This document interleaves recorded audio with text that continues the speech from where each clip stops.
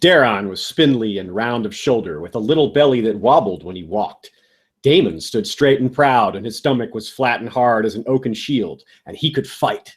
With axe or lance or flail, he was as good as any knight I ever saw, but with the sword, he was the warrior himself. When Prince Daemon had Blackfyre in his hand, there was not a man to equal him. Not Ulrich Dane with Dawn, no, nor even the Dragonknight with Dark Sister.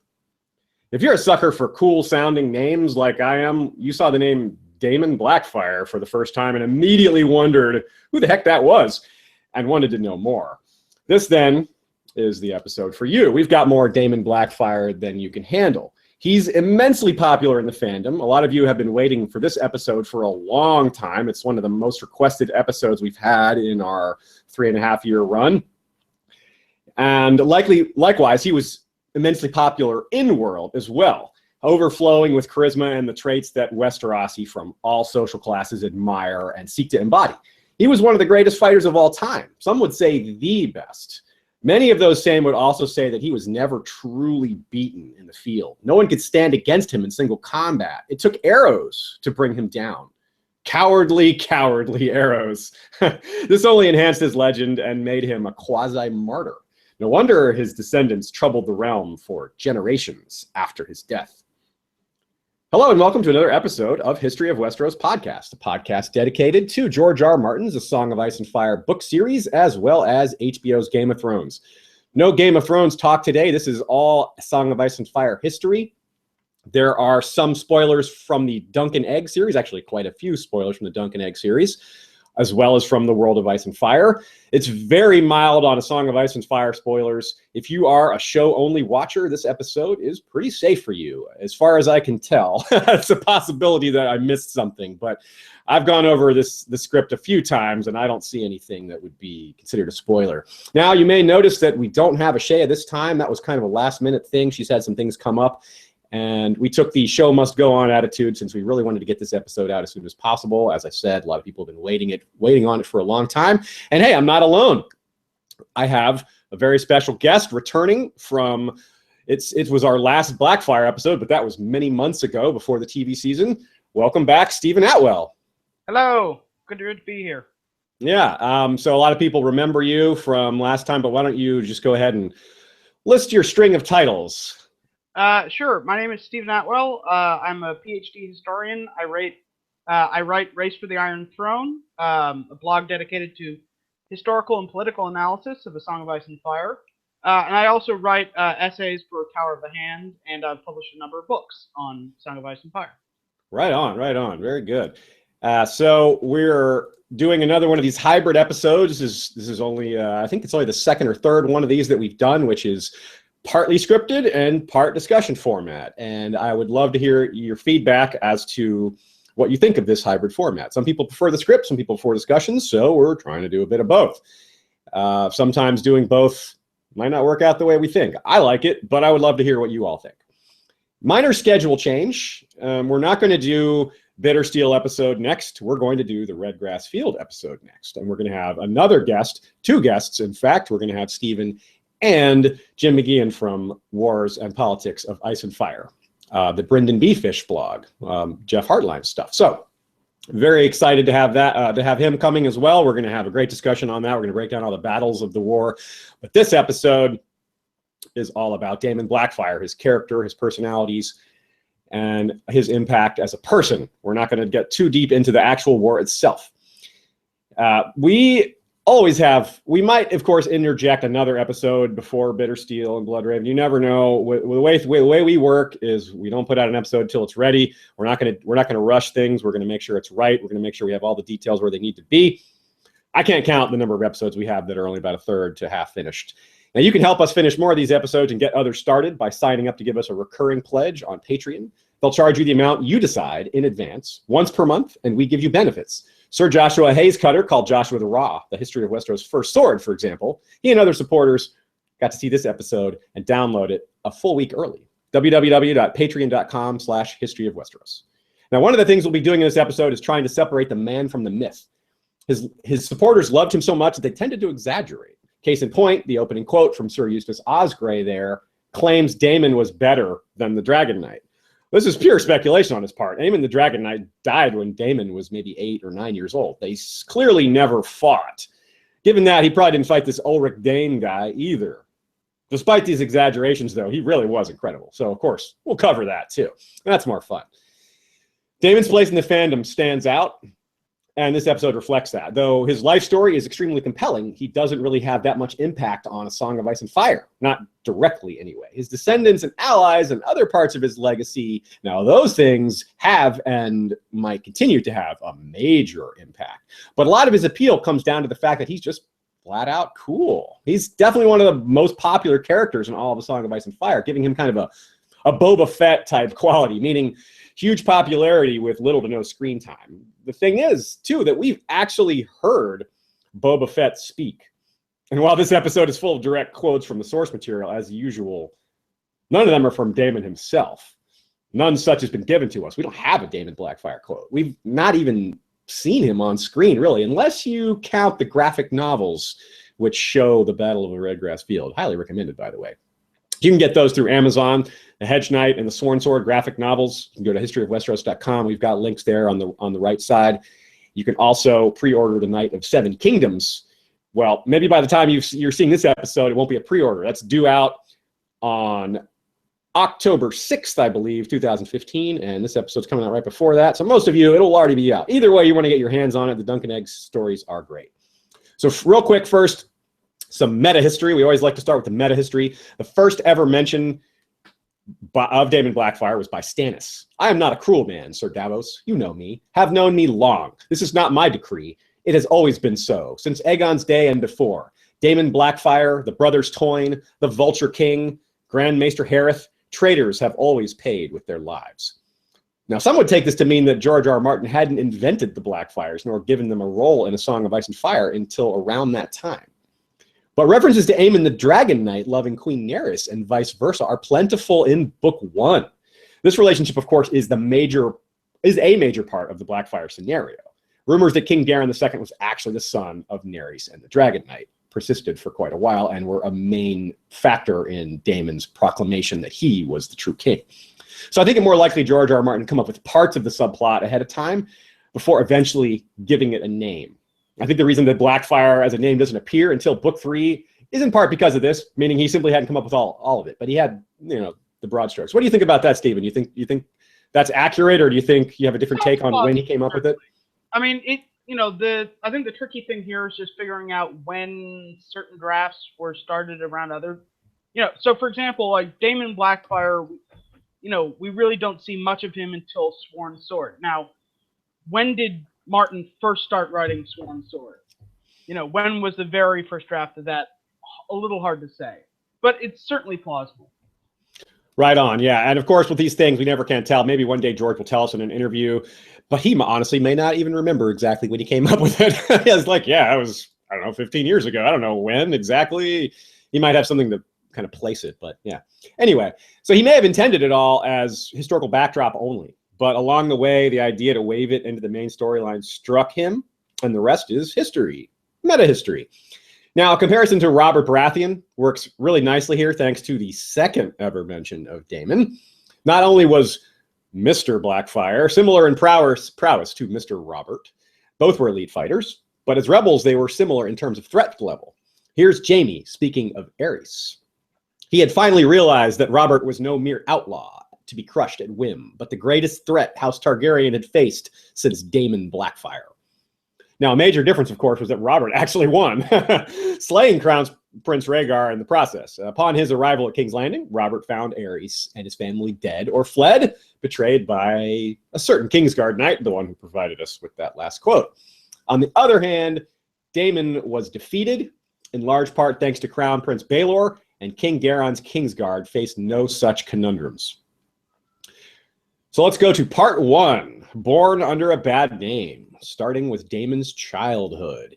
Daemon was the name Dana gave to this child, for Prince Daemon had been the wonder and the terror of his age, and in later days that was seen as a warning of what the boy would become. Daemon Waters was his full name when he was born in 170 AC. So 40 years prior to that, his great-grandfather, Prince Daemon Targaryen, aka the Rogue Prince, died in battle against another Targaryen prince. 27 years later, Daemon, a Targaryen bastard, would fall in battle against another Targaryen bastard. There's quite a few other things they had in common. Both wanted crowns, and both were contentious via their very existence. Both wielded Targaryen Valyrian steel blades. One fought for the Blacks versus the Greens and rode a real red dragon. The other was the not real black dragon who fought against the red. Lots of colors in there. Now, both came very close to kingship through war. In his lifetime, Prince Daemon personally killed or had killed at least 2 other Targaryen princes, but Daemon Blackfyre had already killed a Targaryen king at 41 days old. How about that? Well, sort of. King Baelor the Blessed was so shamed by Daemon's birth that he fasted himself to death, but he never ended up killing any Targaryens in battle. Make no mistake, though, they had very, very different personalities, these 2 Daemons, despite these parallels. Since our purpose is to continue our in-depth analysis of the major players in the Blackfyre rebellions, focusing on their early lives as much as anything else, in order to understand who they are and the environment and events that molded their personalities. The young are susceptible. Thus, it is crucial to look at these early phases when we can. So, of course, we start with the person who tends to be the prime factor for most human beings ever, the mother. Daemon's mother was Daena Targaryen, eldest daughter of Aegon III, sister to Daeron I, the young dragon, and Baelor the Blessed.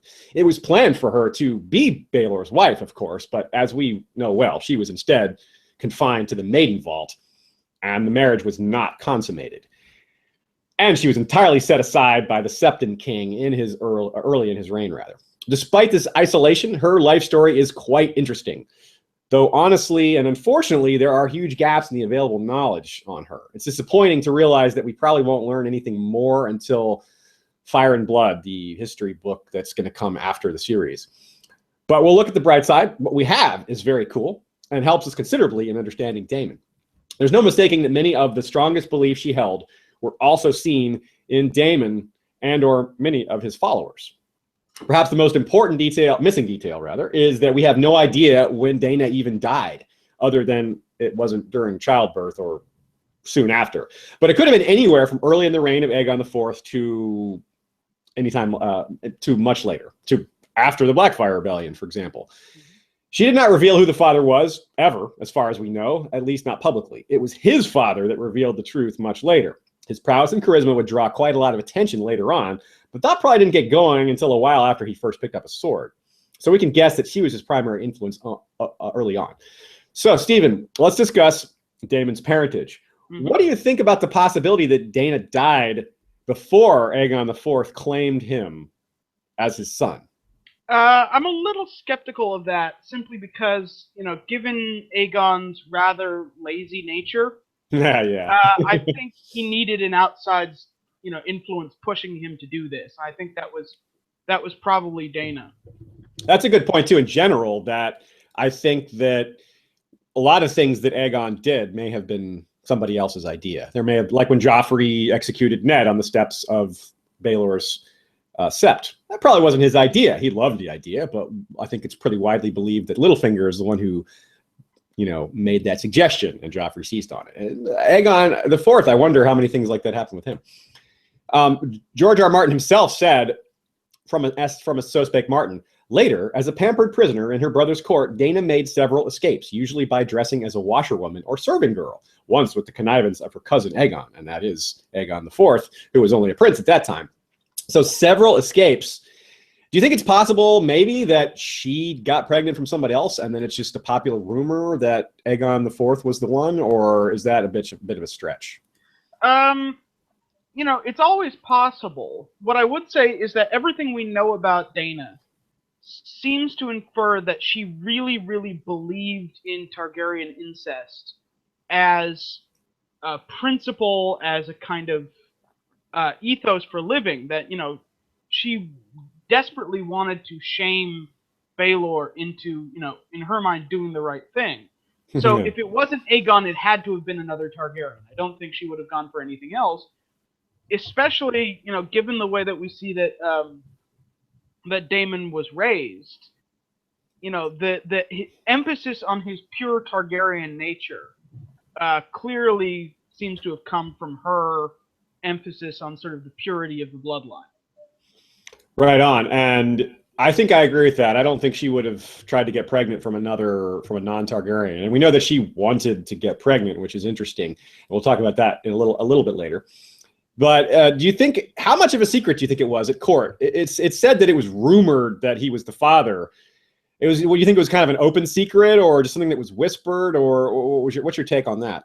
Well, I mean, when you're sleeping with everyone else, you make yourself kind of an obvious target. Yeah, it's like, it must have been that guy. Yeah, I'm trying to remember I'm just taking a look at the Targaryen family tree here. I'm trying to think, like, who else could it have been at the time? I don't think there's any other really strong options as far as Targaryens go.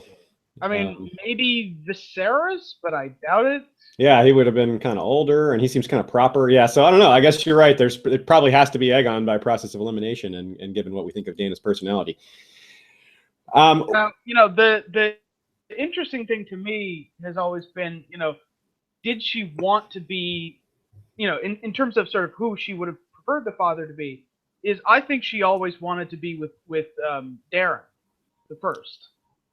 Oh, okay. Yeah, she did. I think you're right. She certainly idolized him, and she thought highly of him, and this is the basis for much of why we think that she hated the Dornish because of their betrayal against him in the parley, etc.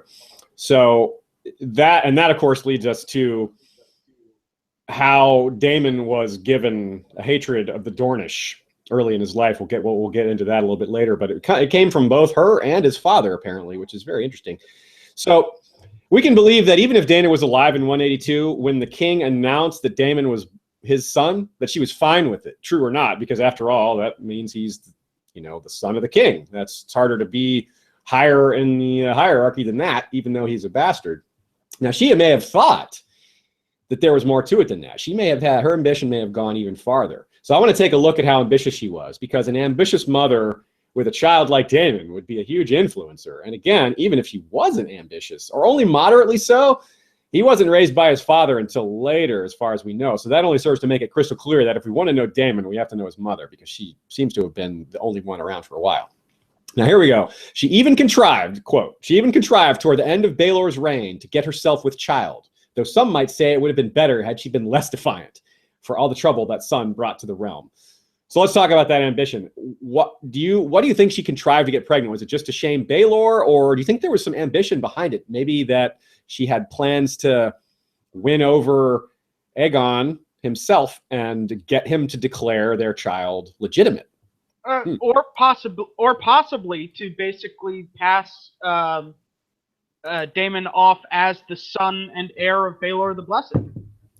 She was, after all, his, Baelor's wife, at least initially. And it would be, well, certainly the circumstantial evidence for consummation would have been weak. It's kind of hard to, there's no DNA testing. And even then, they're all related, so that would be a little bit tricky. Yeah, they all have Targaryen DNA, right? Yeah, so the fact that it's towards the end of Baelor's reign, maybe she thought that, she could, even despite the precedents of the Great Council of 101, and, the precedents of Jaehaerys I, that she might have been able to get Daemon declared the heir right then and there. Absolutely. And there's some more backdrop we need to make sure people are aware of here, and that is that she may have felt the crown belonged to her rather than her uncle, because after Baelor died, the crown passed to Viserys II. But there was a brief movement, a brief effort to consider crowning Dana, because she was the next in the line of succession if you do the all male issue followed by female issue plan, rather than the no women can inherit the throne plan, which of course that had been sort of decided by the Dance of the Dragons, but it wasn't set in stone clearly, or else this wouldn't have even been an issue. Now, Dana's isolation in the Maiden Vault prevented her from having a lot of political allies, so as well as Viserys being the hand of the king for so long, this didn't amount to much. But that doesn't mean she didn't feel it. That doesn't mean she didn't feel like it belonged to her, and she may not have given up her chance to be close to the crown, even though it was given to Viserys. And that would be through her son Daemon that she had with the later king. So here's another quote. Though both of the sons of King Aegon III were dead, his 3 daughters yet survived. And there were some amongst the small folk, and even some lords, who felt that the Iron Throne should by rights now pass to Princess Daena.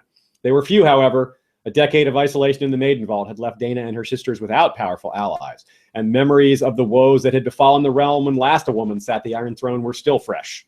Daena the Defiant was seen by many lords as being wild and unmanageable besides, and wanton as well. For a year earlier, she had given birth to a bastard son she named Daemon, whose sire she steadfastly refused to name. The precedents of the Great Council of 101 and the Dance of the Dragons were therefore cited, and the claims of Baelor's sisters were set aside.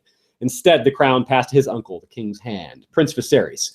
And not just because she's Targaryen, but because she was arguably the heir to the throne instead of Viserys, like we said.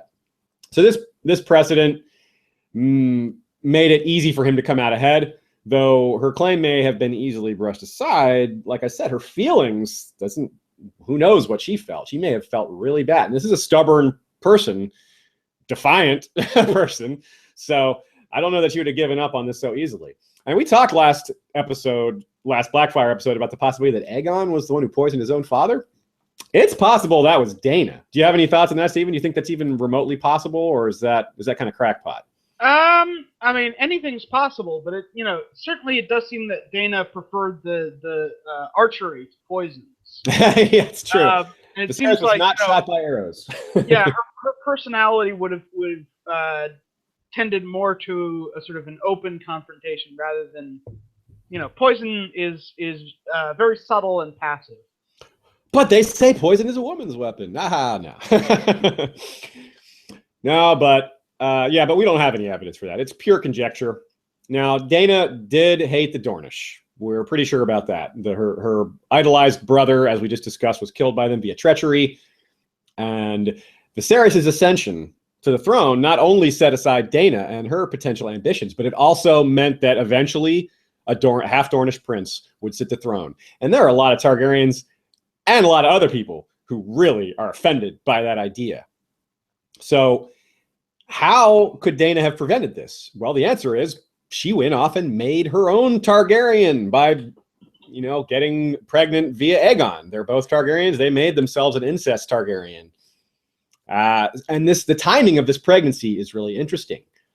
She contrived to get pregnant. She planned on it, but it was within months of Prince Daeron's wife, Mariah, getting pregnant with the eventual Baelor Breakspear. So perhaps that was the trigger. It was like, now's the time to act. We can see in the future that there will be a Dornish prince sitting the Iron Throne. No more incest. No more Targaryen traditions. That's a big deal. Traditions are a big deal in Westeros. What do you think about that? Do you think that puts a little extra color in her possibilities there? I mean, the timeline is all coming together. There's so many motivations swirling around at the same time. There's, who takes over after Baelor dies? Is it going to be a Targaryen? Is it going, and given that Baelor's life itself had been, so much sort of wrapped around this whole question of, the Targaryen tradition of incest. So yeah, I could definitely see, both Daena and Aegon deciding that they wanted to establish a sort of a pure-blooded alternative to, the eventual Dornish encroachment, we'll say. And how interesting.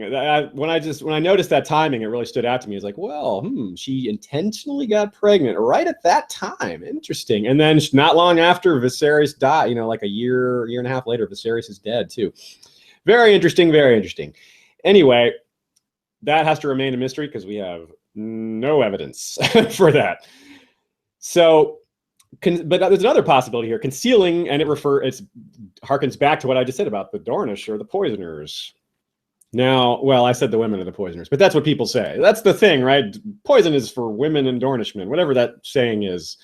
It's said different ways by different people. But maybe that's something she had in mind. Maybe she was protecting Daemon by concealing his identity. I don't know. This is a bit of a stretch to me, but I think it bears mention. Again, if she buys into that propaganda of the Dornish being poisoners, we don't know much about Princess Mariah, Daeron's wife. We don't know if she was, a nice person like Melissa Blackwood or a schemer like Barbara Bracken. No idea. Somewhere in the middle, I have no idea at all. So it's possible that Dana was worried about this child of hers, even though he was a bastard. Yeah, I don't know. What do you think about that, Stephen? Is that stretching? I lean more towards this sort of idea that she was hedging her bets in terms of trying to pass him off as Baelor's kid. Okay, so that gave her the option of naming the father later based on whatever the political climate was at the time. Makes sense. Play her cards close to her chest. I like it. Mm-hmm. Now, Aegon, of course, as we know, did not claim Dana as one of his 9 great loves amongst his many mistresses. I wouldn't even say that she was ever his mistress, really. Apparently, they only slept together the one time, maybe more than once, but certainly she doesn't qualify as a mistress. But either way, he didn't seem to love her. And maybe she didn't. I can't imagine that she really liked him that much either, given the types of men she respected and was attracted to, as far as we know. Aegon's the opposite. So, but not when he was young enough, not when he was young. So, yeah. But over time, as he got, fat and greedy and lusty, there's no way she continued to respect him if she ever did. But that doesn't mean she didn't have influence over him. Though the personalities are different here, consider this possible parallel to Robert's deathbed and Aegon the Unworthy. Setting aside the fact that they were both lusty, gluttonous, formerly promising kings. No, that's not where we're going, as fun as that is. We're talking the politics of succession here. Dana convinces Aegon to legitimize his bastard children on his deathbed. Consider that possibility. Again, Aegon may not have been the one to have that idea. Of course, the idea had been around for a while, the idea of Aegon legitimizing one of his bastards, the whole idea of legitimizing all of them. I don't know if Dana suggested that or if it was his own idea, but I love considering the possibility that someone else gave him that idea. So Ned Stark, compare this parallel here. Ned Stark gets Robert to unwittingly delegitimize his own children because they're actually bastards. And this didn't work because Cersei used the threat of violence and general corruption at court to cast aside Robert's proclamation. Only Sir Barristan reacted to Cersei shredding Robert's will. But Daemon the Good is no Cersei. He's not going to do that sort of thing. He was pious. He was lawful. He did things by the book for the most part, as far as we know. So whether this particular imagining of the circumstances is remotely accurate or not, Daemon did not challenge the legitimization. So they stood regardless of why they happened or who suggested it. But we're not there yet. But the point of this, we're getting ahead of ourselves. The point of all this, though, it does have a point. We're not getting ahead of ourselves for no reason. It's to show where Daemon got a lot of his attitudes. The attitudes of his mother and his father towards the Dornish, towards these other things. Even though Daemon didn't know who his father was, Aegon was still going to be an influential guy, being the heir to the throne, being a prince, etc. So later we'll see how Fireball and Bittersteel and some other lords and knights of the realm encouraged Daemon to take the crown. But he may have been on that path from day one via his mother, Dana the Defiant. He was certainly set on a path to succeed. Quote, raised at the Red Keep, this handsome youth was given the instruction of the wisest maesters and the best masters at arms at court, including Sir Quentin Ball, the fiery knight called Fireball. He loved nothing better than deeds of arms and excelled at them, and many saw in him a warrior who would one day be another Dragon Knight. Now, it's unclear what age he is for this quote, but regardless, the Dragon Knight had died fairly recently. He died a hero, and he lived as one too. So the fact that people were making comparisons to him is a very big deal. Daemon was charming, martial, courtly, thus popular. He was also kind of unthreatening because despite all that appeal, he was Daemon Waters. Despite his Targaryen looks and talent, he was a bastard. And we all know what that means in Westeros. Besides, his father liked him, even during the time before he admitted he was his father. One wonders if being a bastard wasn't slightly less bad back then. What do you think, Steve? Do you think bastardy? You think that Blackfyre rebellions, the whole Blackfyre situation, made bastards look down on even more? Or do you think it was just more of the same, or that Daemon transcended some of that? I think it certainly didn't help. I mean, I think the classic example here is if you look at the way that Catelyn brings up the Blackfyres over and over again. It certainly seems to have put a kind of taboo or kind of prejudice against legitimizing bastards, because it's now we've seen sort of destabilizing social order. Right on. What did Daemon make of his own situation? What do you think do you think he knew who his father was? Do you think he had any thoughts on that? Do you think the other kids called him names for not having a father? Daemon, no dad. Daemon waters in his breeches. And what do you think he made of Aegon before knowing he was his father? I mean, he's this lusty, greedy guy. You don't think Daemon would have liked that. It's kind of an interesting conundrum there. Yeah, I mean, it's hard to say because, obviously, while his mother kept stum in public, we don't know what she told him in private. Certainly, he might have had his own suspicions. I mean, clearly, just by looking in the mirror, he must have been pretty clear that he was a Targaryen on both sides. Because if you just sort of look and, he just needed to look at his relatives, really, and just sort of see, well, okay, Baelor doesn't look anything like me. The thing about Aegon the Fourth, though, is, he was, for all that he was a drunk and a lecher, and just sort of unable to kind of rein in his appetites, he also had that kind of Henry VIII charisma going on. That's true. So, there might be the sort of attitude of like, he might have been told about, what his dad was like when he was young. He might have kind of, he might have had a kind of a rivalry thing. It was like, showing that he can outdo his dad. That's true. Kind of follow through on the potential and actually make something of it. I agree with that. It's possible that he just, either didn't have a kind of, what I was going for. It's possible he sort of displaced his kind of male role model thing onto Fireball or, other sort of strong male figures in his life. That makes sense. A Fireball would probably be one of the most important ones. Maybe some of the Kingsguard would be good examples as well. Not knowing exactly which Kingsguard, we don't even know all their names at that time. But that's a good possibility. I like that idea. And, despite how bad Aegon's court was, it probably wasn't that bad for Daemon because, he had his mother around. His life was probably fairly simple because he wasn't the target of Aegon's excesses. He wasn't in the, in his political wheelhouse in any way, being so young. So he was probably pretty safe, despite court being dangerous for a lot of people, especially young women.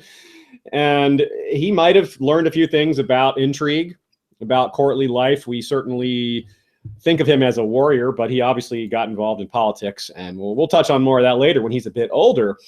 But he had to start learning some things about, the Game of Thrones and training, especially, definitely training. Let's look a little bit more. Speaking of rivalries, let's look a little more about who he grew up with. There's a couple of interesting possibilities here. Baelor Breakspear, again, as we said, he was born only maybe 6 months, maybe as few as 4 months, somewhere in that range before Daemon Blackfyre. So they grew up together, side by side, potentially for many, many years. Now, if Dana had any sort of dislike or rivalry with Princess Moriah, do you think that could bleed over? I really have a hard time struggling with whether or not these two got along. They had a lot in common, yet they also had some big things that could have driven a wedge between them. What's your take on that? Yeah, I think ultimately a friendship was probably outside of the realm of possibilities. There's just too many sort of structural factors, that would kind of strain affections. But, I could definitely see, certainly I think there must have been an element of rivalry there. The two guys were just too good, too competitive not to have some element of rivalry. But at the same time, both of them are known for being extremely chivalrous.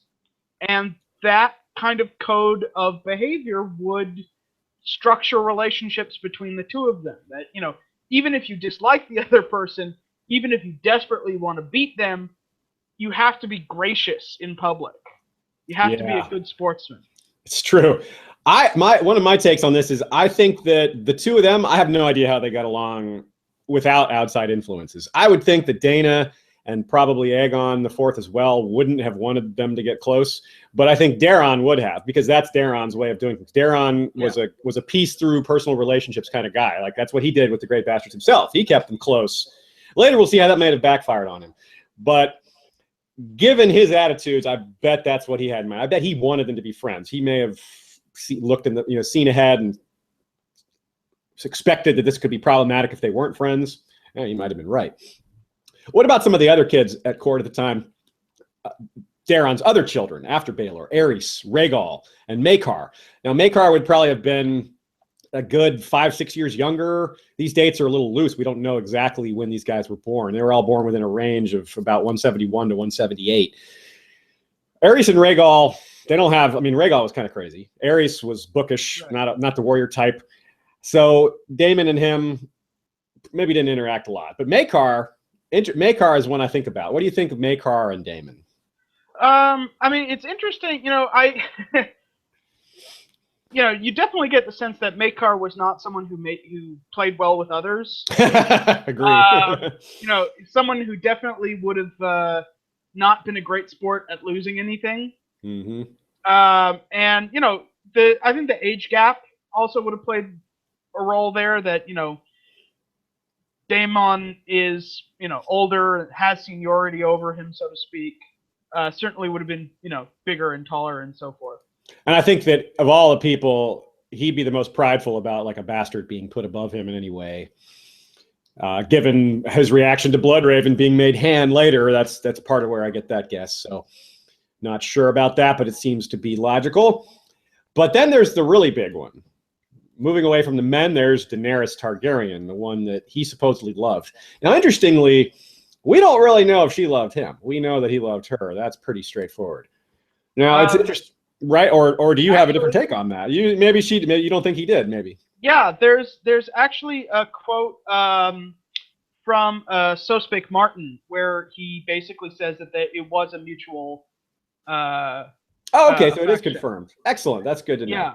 Yeah. Now, obviously, love does not always last. So it's possible that she loved him for a while and then moved on, and he never did. Although, as we'll talk about later, he does marry someone else. So yeah, he marries someone else, and it's weird that this became a thing. It kind of, in retrospect, it's almost like the singers made a bigger deal out of it than anyone else ever did. Of course, singers do that all the time. That's nothing new. But it's interesting, if anyone who missed the detail that Daenerys and Daemon grew up together, they're only 2 years apart in age, roughly. That's pretty major. It can explain why they could have fallen in love at a young age. Well, they almost certainly did. But like you said, childhood love doesn't always last. So Baelor is another interesting quirk here. Baelor is her nephew, though he's older. Yeah, that's because Daeron had his kids so far apart, or rather, Aegon the Fourth had his kids so far apart. One wonders if he was protective of her, or if he considered her as a possible bride for himself. Probably not, because Daeron didn't want the incest stuff happening, and so he probably imparted that on to Baelor. But if he did, Baelor would have, or rather, Daeron would have discouraged it. And it didn't happen. So let's talk about let's talk about some of the other bastards. What about Aegor Rivers, who would have been around 172? Of course, we're going to do a whole episode on him, so we don't need to get too deep into here, but we do want to talk about his potential early influence on Daemon and vice versa. What is your take on that? Well, that's the tricky thing with Aegor, is that we don't know when he comes back into the picture. Yeah. Now, I don't get the sense that Aegor was exactly a secret, right? Because of the Great Bastards, he was the one who Aegon the Fourth actually went and visited. Away from King's Landing, right? And the Riverlands is not, the Riverlands is not exactly hugely far from the capital either. So it's quite possible that Daemon and Aegor met at some point. And the interesting thing is that they would have a sort of potentially a shared sense of grievance and a similar identity as Great Bastards. That Daemon had probably been told from a very young age that he should have been king. And here is Aegor, another bastard who's been wronged, who has been denied his birthright and set aside. So you can definitely see that there might be some mutual sympathies. They're also both very skilled, swordsmen and soldiers in general. So there's possibly that as well. I appreciate a theory handed over to us by Rhaenys Targaryen, which was that she believes the best option for Aegor returning to court would be right after Aegon died, and that fits. Newly legitimized. Right, when he's newly legitimized, and we know that he trained with Fireball. And if he had when his family was sent away from court, he was too young to have been trained with Fireball. Plus, he fought with Bloodraven over Shiera Seastar. He's not going to do that from afar. You don't win. He's not doing that by Raven. He's also not encouraging Daemon to, become king by Raven. That's personal chats right there. Yeah. That's not the kind of thing it requires, in addition to sort of face-to-face communication, you need a relationship. You need some deep levels of trust to ensure that the other person is not just going to rat you out the moment that. Yeah, exactly. So let me see. And then that explains also probably how Bittersteel got to marry his wife or his daughter. When Aegon IV died. Yeah. So he would have been, just the right age to start training in arms. Yeah, it's perfect. Yeah, it really fits nicely. And I also don't think that he could have, convinced Daemon to give his daughter's hand in marriage to him without that kind of connection. So yeah, it's pretty clear that they at least spent a couple of years together at court, probably the last few years right before the rebellion. He may have, we'll talk about where Bittersteel was when the rebellion actually broke out later.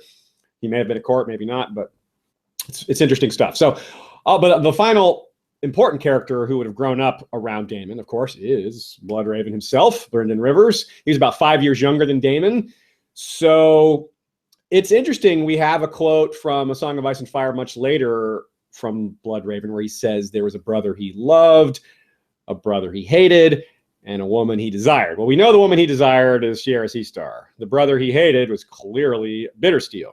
The brother he loved, that's harder. Did he love Daemon Blackfyre or did he love Daeron? They're both his brothers. They're both his half-brothers. And there's good arguments for both. Who do you think he's referring to personally, Stephen? I come down on the side that I think it's Daemon because it works better with George R. R. Martin's theme of sort of the human heart at war with itself.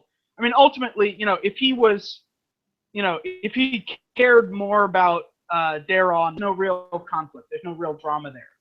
But, in a literal civil war of brother against brother, if he's having to go to war against the brother he loves out of a sense of what's right for the realm, or possibly just taking Bittersteel that much, I think that is the more sort of interesting scenario, especially given how the two of them very personally clash during the war.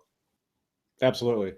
Now, of course, we'll be doing an episode on Bloodraven. It'll be a lot more on him. So we won't spend too much time on him right now. But there may have been other bastards of Aegon's around at court, or, focus is always on the great bastards, but there were others. There were some who were nameless. Some of them may have been at court. There's some that weren't nameless. We just don't know anything about them besides their names. So these are kind of nameless, faceless others. We can't say much about them, but it's interesting to note that they were probably around. But there was Princess Elena's kids, sister to Dana the Defiant. She had twins with Oakenfist, John and Jane Waters. We don't know their exact ages, but it was sometime between 171 and 176. So as early as just after Daemon's birth to around Bloodraven's birth time. The perfect age for them to be there, just a few years younger than Daemon. That's the perfect age for them to idolize him as a fellow Waters at court. But you never know. They may have hated him. Now, there would have been other influences around court, not just the kids. There would have been these adults, especially these who would have been charmed by him, by his youthful charisma and his, clear upcomingness. Quentin Baugh, we mentioned, the Kingsguard, potentially, especially this Gwaine Corbray fellow, who he's going to fight at the Battle of the Redgrass Field later. And we wonder, did they have a relationship before this epic duel? Did they know each other? Well, that just makes it even more tragic. Right, yeah, unless he was a recent addition. At a basic level, because they would have spent years in one another's company, because Daemon lived at court for a lot of his life. But how close that relationship was. Were they friends? Were they rivals? Were they, mere acquaintances? I don't know. I think it works better dramatically if they were friends, because then it's that sort of finding yourself on the opposite end of a battlefield in a time of civil war thing.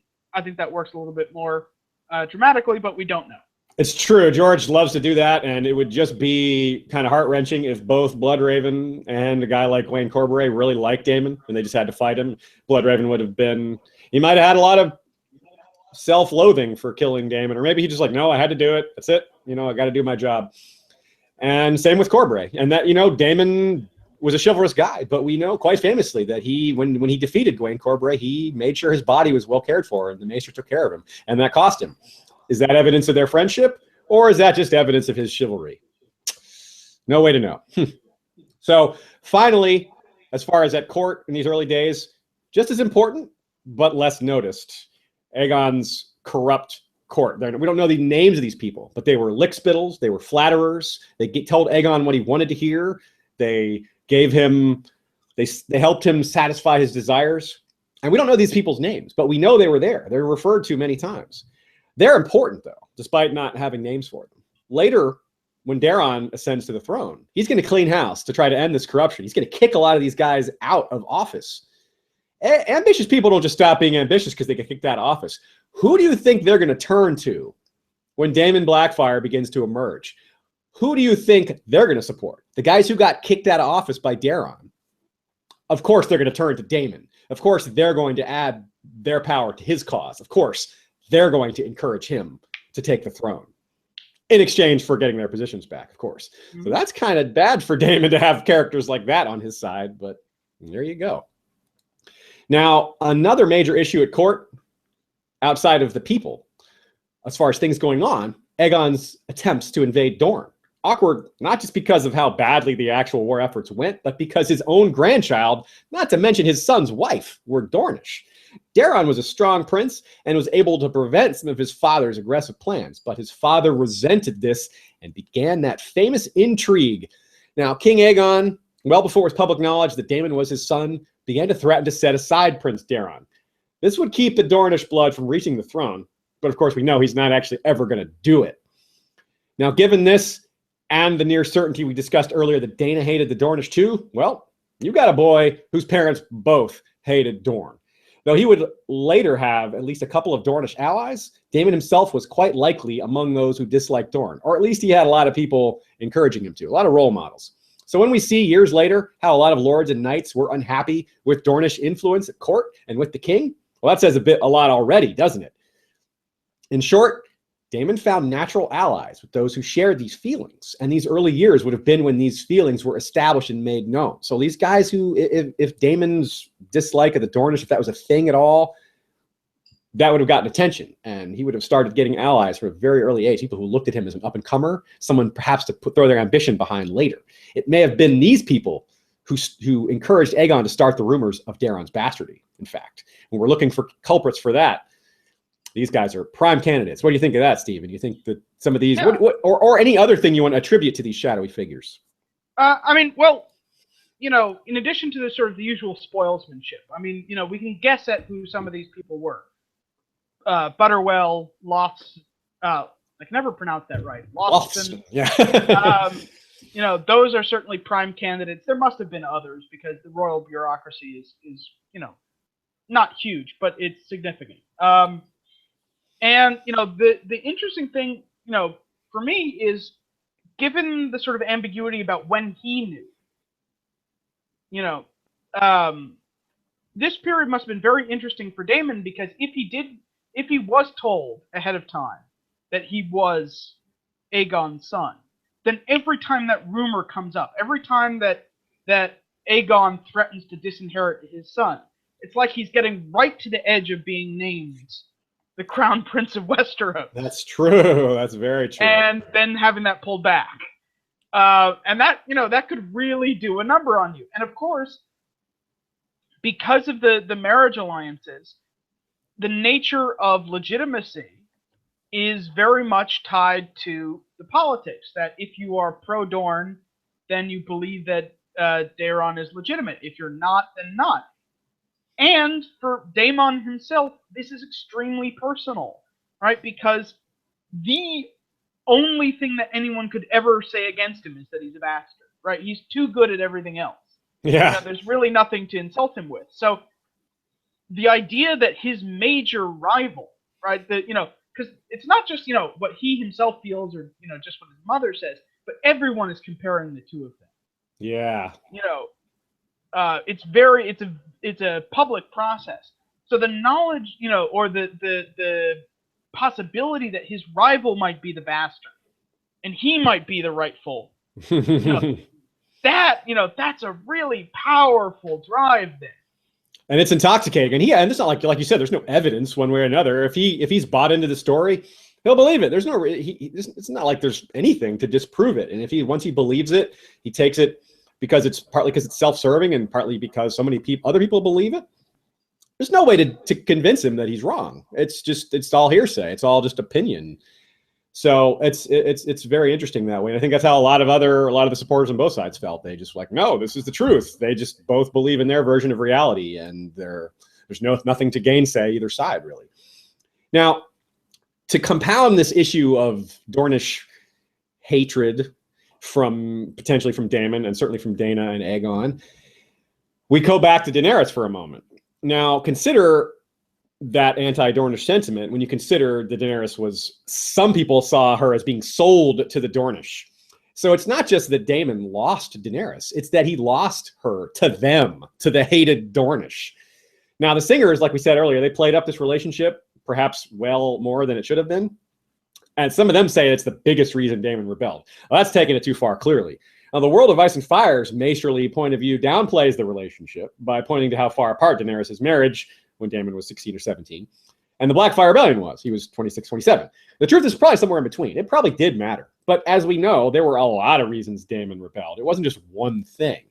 Now, for one thing, it's also just not a very good cause to get behind. If you're rebelling because you didn't get the girl, that's just not a good political statement to make. It's not like, yeah, follow me. I'm the guy who didn't get the princess he wanted. It's not something you can get behind. Much will be made of how many loved him for his prowess, even at a very young age. But that's also not enough to get behind.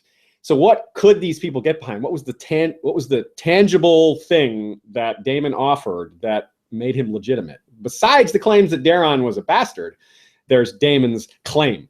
It always comes down to having a claim. It's a concept that we needn't get too deep into right now. I think we're all basically familiar with the gist of it. A blood connection to the throne equals a claim to the throne, basically. And this is what most claims are based upon. Daemon had two such blood claims, not just because he was Targaryen on both sides, but because both of those sides had direct claims to the throne itself. We've already discussed Dana's claim, but the one he had since birth, despite his bastard stature. But for a long time, Daemon only had this one. Later, however, he would gain not just a second claim, but a third. His father, of course, ascended to the throne when Daemon was about 2, but Aegon hadn't yet named him his son. This state of affairs continued for a decade until a singular event resulted in Daemon's second claim being revealed and the third materializing almost from thin air. It was something that no one saw coming, yet perhaps, in hindsight, was kind of unsurprising. Now, real quick, I want to mention again the Tower of the Hand publication, A Hymn for Spring. There's a great essay about the Blackfyre Rebellions by Stefan Sassa in there. I helped edit it myself. And I think he's got some great takes on some of the background, some of the meta-analysis of it as far as how people felt and what Daemon represented and what Daeron represented. It's great stuff. And of course, Steven and I both have essays in A Hymn for Spring as well. Steven, real quick, give the folks a bit of a teaser on yours. So I have 2 essays, one of which has to do with the application of Machiavellian theory to Song of Ice and Fire and trying to figure out, exactly who wins and who loses in the Game of Thrones. And the other essay is specifically about this difficult question over the realm's finances. Namely, did Robert Baratheon bankrupt the kingdom, or did Littlefinger steal Westeros? Right on. That's a great subject. And I've read the essays and I like them, so I can vouch for them. And Ashea and I's essay is on the curse of Harrenhal, whether it was real and whether being real or not matters, because people believed it to be real. So check out The Hymn for Spring. It's available through historyofwesteros.com. There's a link directly for it. And of course, you'll be not only supporting us, but Steven and Stefan Sasa and the Tower of the Hand. So part 2, Becoming Blackfyre. King Aegon knighted Daemon in his 12th year when he won a squire's tourney, thereby making him the youngest knight ever made in the time of the Targaryens, surpassing Maegor I, and shocked his court, kin, and council by bestowing upon him the sword of Aegon the Conqueror, Blackfyre, as well as lands and other honors. Daemon took the name Blackfyre thereafter. The year was 182. What a moment. Aegon had given away dragon eggs largely for sex. This is what we mean by it not being so surprising in hindsight that he would give away such a valuable thing almost out of nowhere. But still, if anyone saw it coming, they were in the great minority, or were dealing with some Littlefinger-like shadowy figure who suggested this to him as well. Hey, why not give Blackfyre to this guy? That's possible too. We don't know. It's interesting to think about where Aegon, was the ideas his own or not? I keep coming back to that. No reason to suspect it though. Again, it's just an idea. No evidence for it. Aegon liked Daemon, and he was proud of him. As far as the Westerosi ideal for any son, or a son any man would be proud to have, Daemon was ideal. He was the ideal, other than being a bastard again. The only thing, like Steven said, that's the only thing people could say against him. So not only was Blackfyre a completely unprecedented gift, it upped the threat level for Prince Daemon. The rumors he was the Dragon Knight's son had gotten louder after both the Dragon Knight and Queen Nerys herself were dead. Those were the main defenders of Daeron's honor besides Daemon himself, and they were gone. And for almost 30 years, though, even bigger factor perhaps, the dragons had been dead. This made Blackfyre more important. For those of you who have read The Princess and the Queen and the other sources on the Dance of the Dragons, Blackfyre is mentioned as one of the many symbols possessed by Aegon II, but not even by name. And it's almost mentioned in passing. The sword wasn't as big deal back then. It was valuable, it was awesome, but it didn't pack nearly as much of a punch as a kingly symbol back when you got Aenys just giving it to Maegor. You know, that's obviously how big a deal could it have been. Why did it become a big deal? Well, partly it's propaganda. Daemon's supporters played up the sword and its importance, and also the other major throwback to Aegon the Conqueror was his crown, and that was lost. So the sword shared less of the spotlight, so to speak. But Steven, I think the biggest part is the recently dead dragons. What do you think about that? Is that, you agree with that?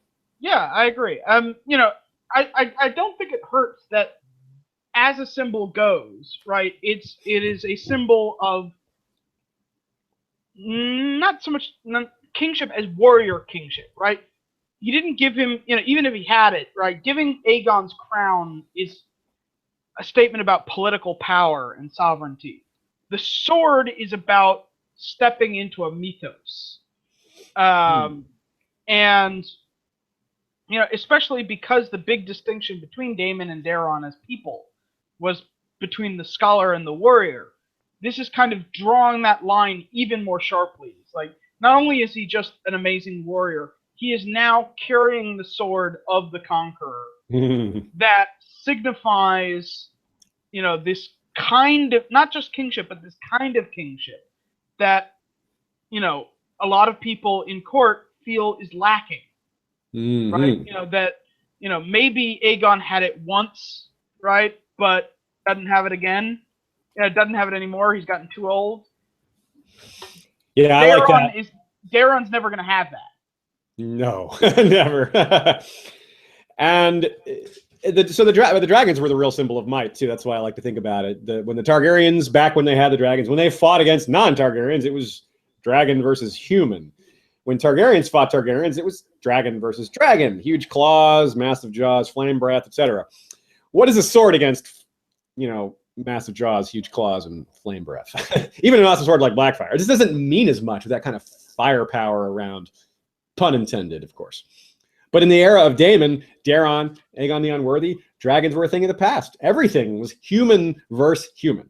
And when the best weapons available are made of steel, having a vastly superior sword made of vastly superior steel, well, that makes more sense now, doesn't it? Daemon was the best warrior of his era, wielding the best sword available. That's pretty badass. So things progressed quickly for him. At some point, his father also arranged a marriage for him. It was a political marriage with war in mind, and it probably further pushed Daemon into the anti-Dornish court or side of things, if he wasn't already firmly entrenched there.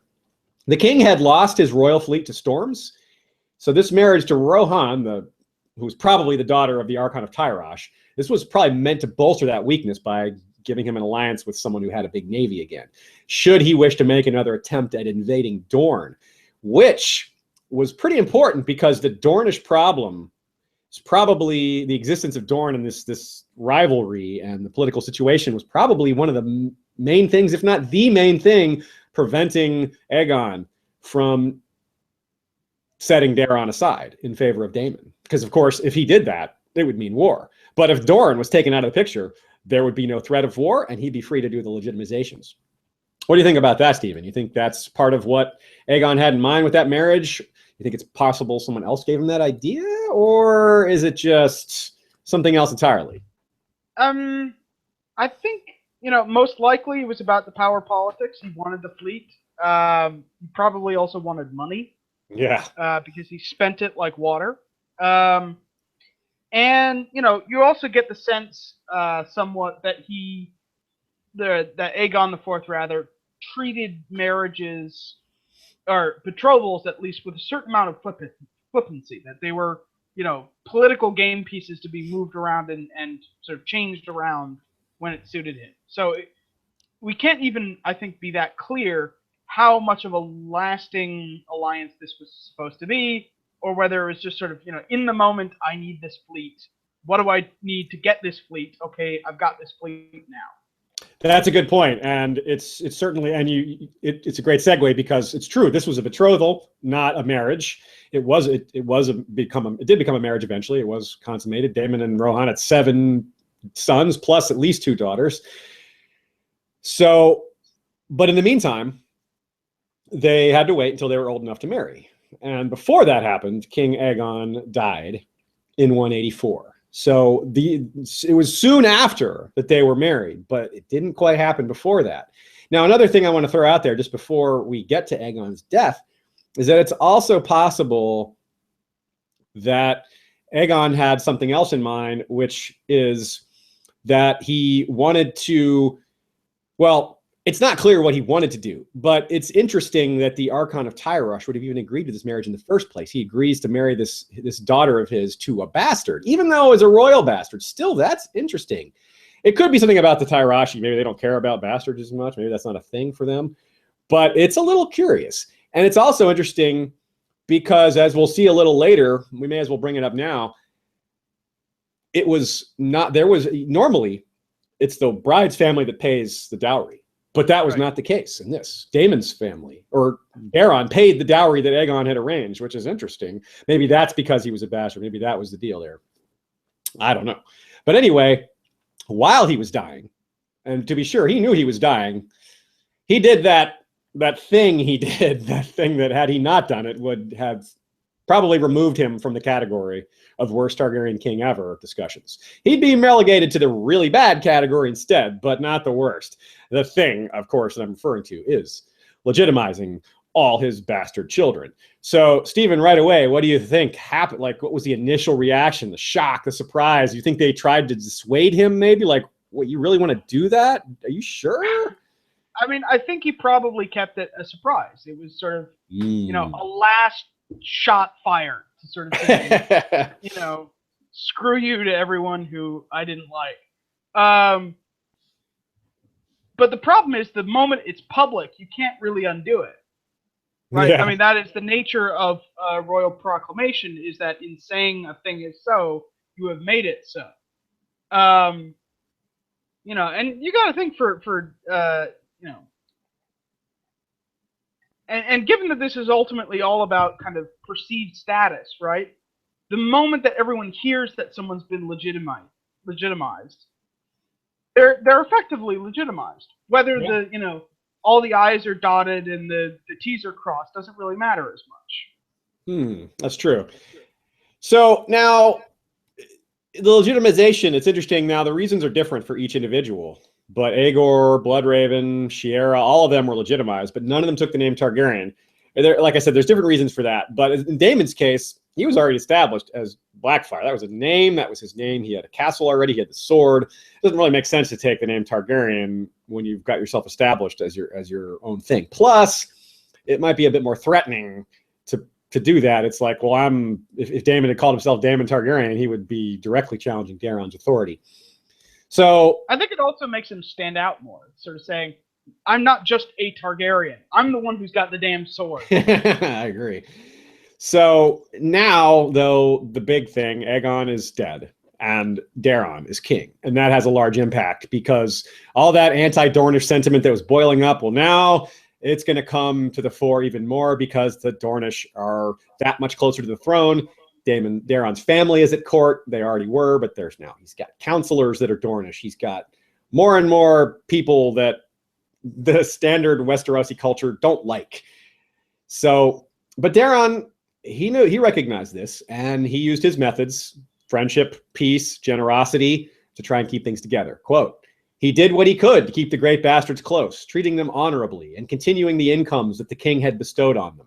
He paid the dowry that Aegon had promised to the Archon of Tyrosh, thereby seeing his half-brother Daemon Blackfyre wed to Rohan of Tyrosh, as Aegon had desired. For all that Sir Daemon was only 4 and 10. On their wedding day, he granted Daemon a tract of land near the Blackwater, with the right to raise a castle. Some said he did such things to assert his rule and legitimacy over the great bastards, and others because he was kind and just. But whatever the truth, such efforts sadly proved in vain. So this is another thing we talked about briefly earlier. This marriage happened well before Daenerys went south to marry Prince Meraon Martell. So it's even weirder that he was upset about this, or that the rumors were that he was upset about it. Unless we credit these rumors that Daemon thought he could marry twice. Quote, a different tale claims that Daemon was not so much opposed to wedding Rohan of Tyrosh as he was convinced that he could follow in the footsteps of Aegon the Conqueror and Maegor the Cruel and have more than one bride. Aegon might have even promised to indulge him in this. Some of Blackfyre's partisans later claimed this was the case, but Daeron was of a different mind entirely. What do you think about that? Do you credit that rumor at all? In one hand, it seems like it could be true because Daemon was just so pumped up. His ego may have been so big that he believed could do this. On the other hand, it's so against the worship of the Seven. It's so not chivalrous. And well, on the other hand, it is very Targaryen. That's true. That's true. You got to think he's got Aegon's sword, right? He is a descendant of Aegon. Aegon had multiple wives. Certainly his mother, was kind of a quasi-sister wife with, her two sisters in Baelor. Even though she was the technically supposed to be the bride, there was sort of a commonality there with Elena and who was the third? The third sister of Baelor, who was put. Oh, Elena, Dana, and I'm forgetting. Anyway, Huey, Dewey, and Louie. Anyway, so it's possible that all of this emphasis on Targaryen tradition and purity of blood, that he may have gone all in for that. It's also possible that he thought that maybe Rohan could just go away one way or another. We don't really know. But it certainly suggests that he thought very highly of himself. Very. If he did, yeah, it's true. And I can totally buy that because, like I said, he had people around him constantly telling him how great he was. And yeah, that's going to have an effect even on someone who's stubborn and very self-assured. But this marriage would prove to be problematic for King Daeron and those that followed him on the Iron Throne. Over the years, Tyrosh and the Blackfyre cause were aligned several times. Daemon's descendants spent quite a bit of time there. Bittersteel spent quite a lot of time there. But the more immediate effect was the making of said descendants. Daemon and Rohan would have, like I said earlier, 7 sons and at least 2 daughters. When Daemon was only 14, the first 2 of these 7 sons arrived, twins named after his father and uncle that he was said to be like, Aemon, the other being Aegon. Notably Targaryen names too, which is unlike what Baelor chose for his sons. Baelor Breakspear, that is, because Baelor the Blessed had no sons. Valar and Mataris, these are like quasi-Targaryen names. I don't know where they come from, but they're not traditional Targaryen names. And you wonder if that fits in with the whole Targaryen pure blood versus Dornish kind of meta struggle that was happening at court at this time. What do you think about that? You think the names tell us anything, or is that just a Possibly. thing? I mean, the Valar and Mataris, it's a little bit tricky to figure out where those names are coming from. Yeah. I think they were probably Valyrian names in general, but just not that associated with the family. Yeah. Whereas, on the flip side of it, Aegon and Aemon, he's being very, very clear, right? My kids are named after kings. Yeah.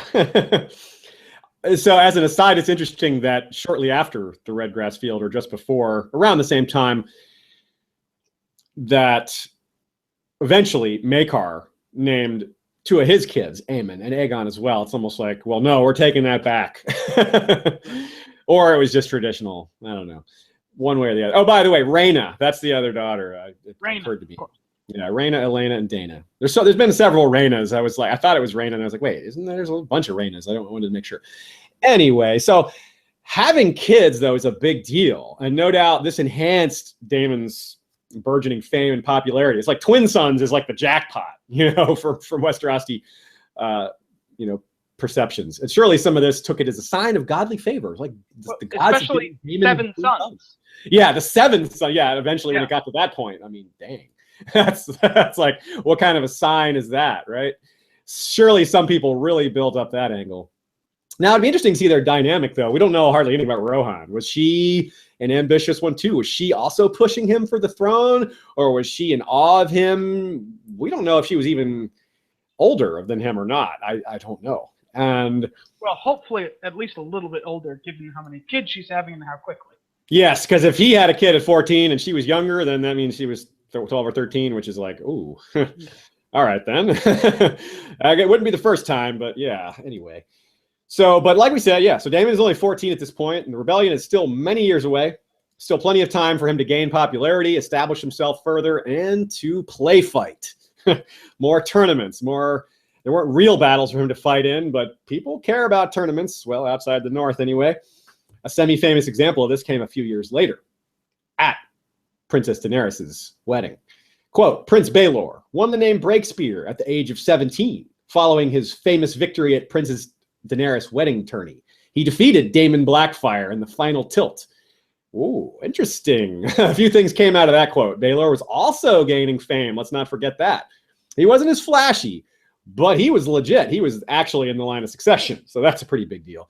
So this is a good chance for us to briefly re-speculate on the rivalry between those two. How big a deal was this, too, just from their respective followers, this victory at a tournament, especially Daenerys' wedding tournament? Which I was going to say there's an interesting symbolism here. I'm thinking back to the tournaments that went on before the Dance of the Dragons, where there was all kinds of sort of interpersonal dynamics being played out in terms of who had whose favor, who won, who lost.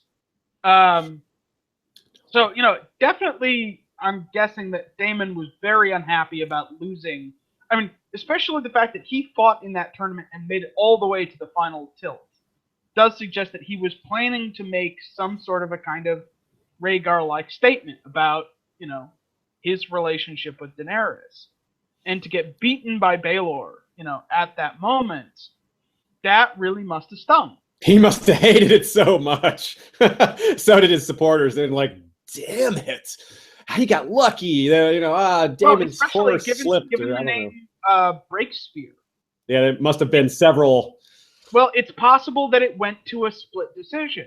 I mean, literally a split decision. Oh, interesting. One of the ways that you settle jousts is, obviously if one person gets knocked off, but we've seen many cases where if they're just tied, basically, and they're smashing lance after lance, the king decides. Well, if the king is Daeron, who's he gonna pick? Yeah. So I could, unless Daemon got unseated, I could definitely see a sense in which, certainly the people around Daemon might have been telling him, "You got robbed. Yeah. You really won that. You should have been the champion." Man, I had not thought about it. He's all mouth. He's all reputation. That's awesome. I hadn't thought about the possibility of it being a decision. That's a great idea. Well, in any case, it would have helped Baelor's popularity winning that, regardless of whether it was a decision or not. But its popularity it didn't work the same for Baelor that it did for Daemon. It certainly worked. He was very popular, no doubt. But, quote, too many men looked upon Baelor's dark hair and eyes and muttered that he was more Martell than Targaryen, even though he proved a man who could win respect with ease and was as open-handed and just as his father.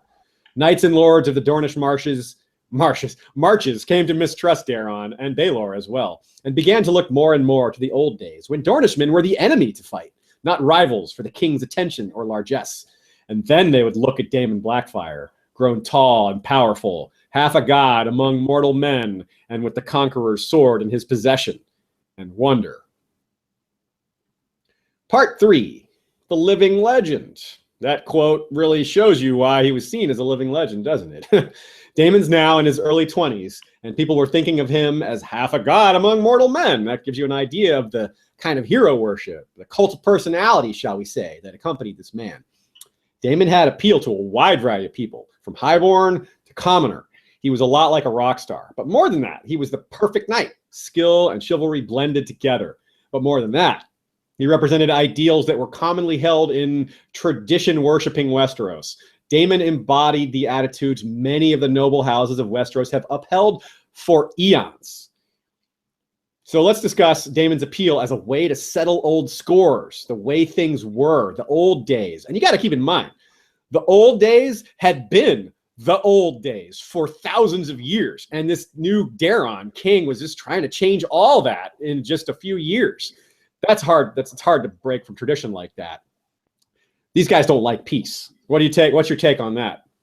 Yeah, I mean, I think at a fundamental level, right, as we can see, Daemon acquires a constituency of marcher lords and knights who their very identity is wound up in fighting the Dornish.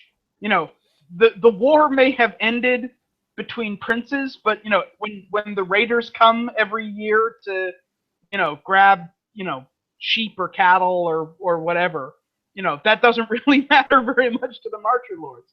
So immediately he's got this kind of anti-Dornish, pro kind of military, pro chivalry coalition building around him. And there's sort of both a push and a pull factor, right? They don't like what Daemon and Baelor represents, and they really like what he represents, because he's seen as kind of a throwback to Aegon, to this old warrior kingship model. Yeah, which they really like and which they really appreciate. You're right. It's not only that they don't like Daeron's peace overtures. They don't want to lose their identity as a warrior culture or as warrior houses or as defenders of the marches or what have you. It's not just that they hate that. It's that, like you say, Daemon is that. He is the opposite of that. He is the one that represents that warrior nature and that, fighting thing. Daemon, if Daemon had his way, there would be no one to fight. Although the only ones to fight would be overseas. Dorne was the last frontier, the last combative frontier in Westeros at that time, and Daemon was trying to take that away. Our modern sensibilities are like, yeah, take that away. Don't fight anymore. Don't just maintain this state of thousands of years of war. But it goes to show that how much these houses' identities were wrapped up in this, and how much they did not want to lose it. The Marcher Lords like Caron, Selmy, and Swan, they hate the Dornish. They've been fighting them for so long. They did not want to stop doing that just because this king said so. And on top of that, of course, we have those same shadowy figures. We've been going back and forth referencing them. The ones that Daemon kicked out of office or otherwise pissed off. Now, the problem with that is that these are scummy, ambitious types. They're not the chivalrous type that Daemon himself is. They may act chivalrous around Daemon and project chivalry because that's Daemon's cause and they want to be in line with the campaign ideals. But behind that, they're working for their own ambition for sure and poisoning the well, so to speak. So, and I wonder how far back some of these guys were realizing the opportunity they had with Daemon. And certainly, as far back as when the rumors about about Daemon were being spread during Aegon's reign. It sure is annoying that these two guys' names are so similar. It's so easy to say Daemon when you mean Daemon, and there's so many Daemons, and it's just, That's the way. It's fun. Real history works that way too. It's just another feature of this fake history that makes it feel more authentic. It has the same confusing, repetitive names. Yeah. Now, as far as Daemon's appeal goes, though, it didn't work that way everywhere. The Iron Islands, they probably didn't care as much about Daemon. They didn't care about chivalry. They don't care about worship of the Seven. Him having 7 sons is, they care. It might have been cool for them to think, oh, he's man enough to have 7 sons. They didn't care about the fact that it was 7 specifically. But the North, same thing. The North, I don't think the North cared much about Daemon. I think that because for one thing, the North doesn't care much about knighthood. They don't care that he was handsome. They don't care about his tournament successes. They might not mind as much that he's a bastard. What do you think? What do you think the North's attitude towards Daemon was? We for all we know, they weren't involved in the Blackfyre rebellions at all. So we're trying to come up with why. What do you think? I think that ultimately comes down to it is that ultimately the North is a lot more pragmatic about those elements of knighthood. They like a strong fighter, but given that they're so far away from everything, all right. Also, they've with one significant exception, I don't think a Northman has ever had ever really fought a Dornishman before. They're just way too separated from that whole conflict. Yeah, other than Dance of the Dragons, yeah, that's a good point. So they're just, they're not emotionally primed in the same way that, the Reach and the Stormlands and the Riverlands and the Westerlands, how those houses are kind of wired almost for, this kind of conflict. Yeah. Now, getting back closer to people that were around him, the Kingsguard, that would be, some of them probably really struggled with this because, the Kingsguard are supposed to be loyal, and the long history of the Kingsguard shows that the vast majority of them were loyal to their king. But there's always the Jaime Lannisters and the other types that felt like they had to switch sides. We have no evidence that any Kingsguard took Daemon's side in this.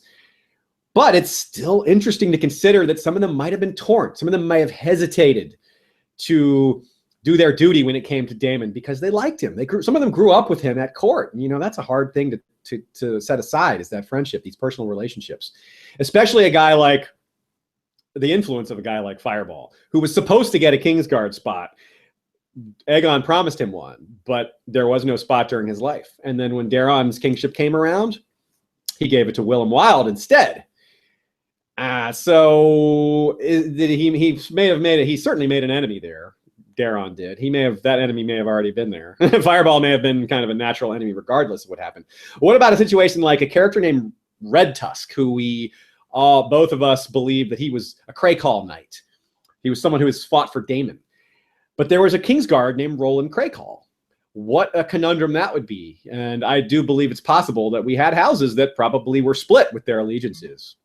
What do you think about that? Do you think there were a lot of cases like that? A few? Or is this I think there were quite a few. I mean, it definitely seems to be a running theme in these sort of Westerosi civil wars of literally brother against brother.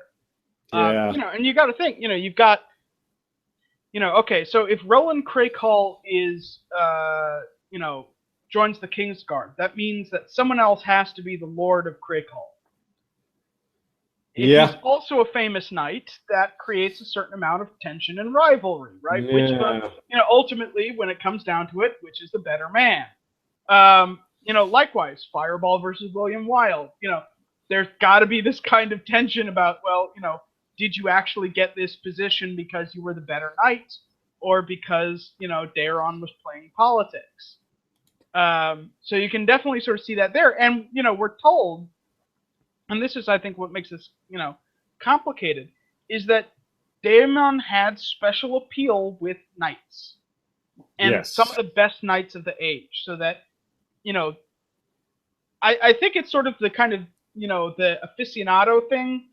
It's like, he's like that kind of, the jazz man that, real jazz aficionados are just crazy about.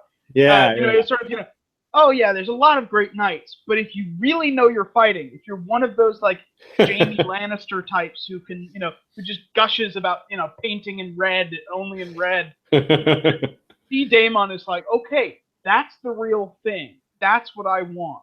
He was one of them. Yeah, he was. Yeah. It's true. And As his appeal grew and his popularity, so did his power. Those things are somewhat correlated in Westeros and in other places. Apparently, he challenged Daemon on some of his royal policies and decisions, which says a lot. And even though Daemon was a nice guy, openly disagreeing with the king to his face is not something regular folk or even regular lords do. Whether this emboldened his followers or whether they emboldened him is tough to answer. But either way, it got worse. So let's talk about Daemon's political skills or lack thereof, potentially. These disagreements on policy, of course, some of them surely revolved around Dorne and things like that. Yeah. But what about other things? I'm sure there was tension regarding other people just coming out and saying that Daemon's a bastard or that Daemon was more worthy. Like, apparently that was just said openly, partly because Daemon didn't crack down hard on that kind of talk. So do you think Daemon was too soft on these things, or do you think it just didn't, he had a good plan that just didn't work? Well, it's certainly the problem is it didn't work. And you get the sense from the quote from Martin about the decision to marry Daenerys into House Martell. Yeah. That part of the reason that happened is that the two of them had been clashing repeatedly over public policy, and that people in King's Landing were taking sides between them, and that one of the things that Daemon did not want to have happen is to give Daemon a massive shot of legitimacy. You know, you give him that Targaryen marriage, it's gonna make him, you know, once again have an even stronger claim to the throne. You don't want that. So, you know, it definitely seems like as a kind of a conflict goes, it was not one-sided. This was not just Daemon being an asshole because he's an asshole. These are two guys who recognize that there's a certain zero-sum game when it comes to legitimacy and authority in court. Right on. And let's jump ahead to something that he did while he was king to get an idea of the type of politician he was. Now, of course, you take this with a grain of salt because we don't know that this was his idea. As we've said many times, he had plenty of advisors, and it's impossible to know whether some of these policies were his own ideas or whether they were suggestions pushed on him by his followers, his inner circle.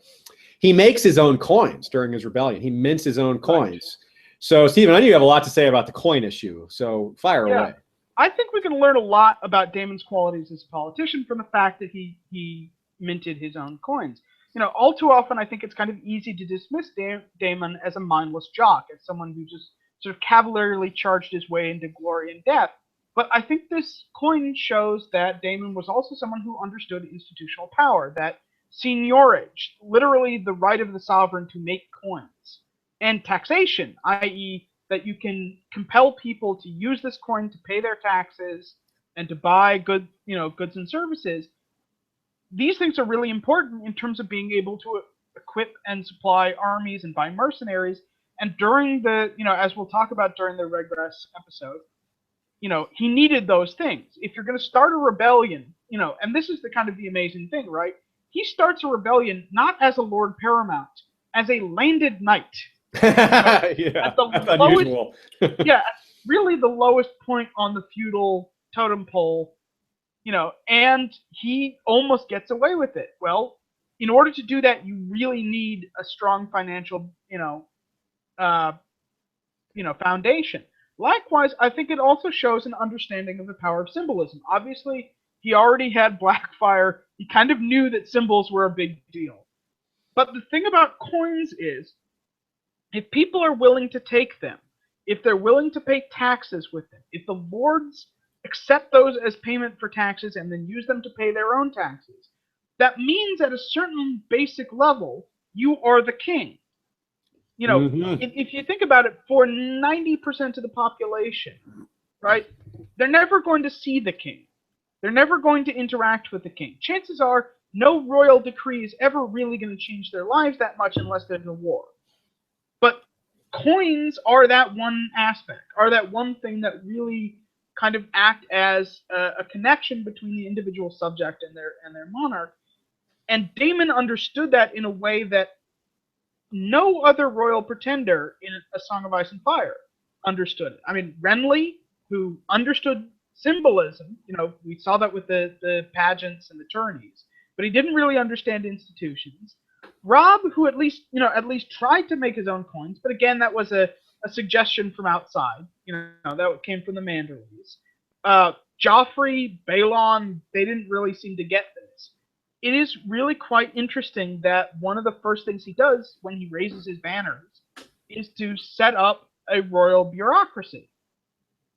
Yeah, it's really neat. He was in it for the long run. This wasn't a go straight for the throat, take out the king, and then take the throne. This was a campaign. It was a long series of getting followers, trying to swing people to his side of the cause, getting the neutrals on his side, and like you said, establishing himself, like saying, "Look, I've got coins.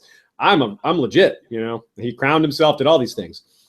And there's another recurring theme here that the Blackfyre propagandists, I'll call them, drew attention to. It seemed to be effective because it was true in a sense. It may not be true how much it mattered, but it was true on the surface, which is that Daemon was not martial at all. He had a weak body, along with his Dornish court, which gave greater rights to women, which is very relevant here. That's not very traditional. That's progressive. And his looks, or his books rather, and his looks, they found a lot of fodder. Basically, a lot of things considered feminine or not masculine about Daemon were whispered or flat out trumpeted. And this eroded his authority a bit in favor of Daemon. What could Daemon do about it? Well, it's hard to go after such a popular figure. Daemon wasn't the kind of guy to play dirty either, so he was left with weathering the storm and seeing what happened. As we detailed in the last Blackfyre episode, the big shift was the addition of Dorne not only to the realm, but to court. They advised, entertained, were part of the family. More fodder for propaganda. Though again, we don't know how Daemon himself felt. Meanwhile, Daemon Blackfyre was built up as some kind of arch alpha male aligned to the ideals of chivalrous Westeros. One mark of manhood in Westeros is fathering sons, of course. It's ridiculous to us. But again, he had 7. That's huge. But what's funny about that is Daemon had 4, and over time, Daemon's sons fought Daemon's sons several times, and Daemon's sons were the ones that kept coming out ahead. Daemon's would just keep losing. But back to where we were. That's way in the future. We're in the 190s now, the early 190s, and the rebellion will break out in 196. These same ambitious men, the nameless ones, along with Bittersteel, Fireball, possibly Daemon the Defiant, and surely some others, pushed him to become king. At first, we hear that he maybe entertained the idea because it propped up his ego, his vanity. He liked it. He liked being told how great he was. But it just kept going. And maybe that's what they knew. Maybe his supporters realized they were on something. They're like, look, if we just keep pushing him, eventually he'll do it. He likes being told this. All we got to do is keep pushing him and he'll get to that breaking point. Is that kind of how you feel about it? Or, do you think there was something else? Before we're getting close to the point where he actually rebels, and we'll review the thing that was the trigger. But what do you think about this? It took so long, and there were so many people pushing him for so long. That is the tricky thing, because there's a lack of a catalyst, because there's a lack of a sort of, an incident that sets everything off, and because we don't know how long the preparations went on for. Had he been planning this ever since the marriage? Had he been planning this, ever since, I don't know, he had a really bad fight with Daemon over something? We don't know, but clearly, at some point he was getting very, very close to this. And the interesting question is what, to me anyway, is what he thought the next step was. Yes, really, it's true. And that we'll get into a little bit more in the Red Grass Field episode, like what his plans were, what he was thinking, and how he would, how he proceeded, because we're actually going to see some of those things put into play. But in the meantime, Daemon's, whether directly from him or his followers, mostly from his followers, I assume, it was basically this kind of "I'm the best" propaganda. And it was rooted in some truth. In a lot of ways, he kind of was the best, depending on how you define the best. I'm not saying he was the best king, but in the things that Daemon's followers cared about, he was number one in those regards. He was really a chivalrous guy. That doesn't seem to be an act, or he was an incredible actor. So as much as I harp on Daemon's reasons for rebelling, I'm guessing his men were far better behaved than most. It's real hard to be that drawn to someone's charisma and not emulate their most conspicuous traits. So, well, except those ambitious men, of course. They would at least have to pretend to be decent men, though, right? Maybe not, actually. So that's kind of good, though, right? That Daemon's inspiring knightly virtues in his followers? Well, maybe not, because the guy who was king was already a very virtuous, ethical, fair, capable man of peace. He wasn't perfect, but what was the need for a change in that regard? It wasn't about those things. It wasn't about being more chivalrous. It was about hating the Dornish, being ambitious, and a lot of other things. So let's look at how that went, though, because we're about ready for Daemon to declare himself. First, a shout out to Daegron, Marshal of the Axe and Captain of the Red Tide, a sellsword company whose motto is "Resistance is futile."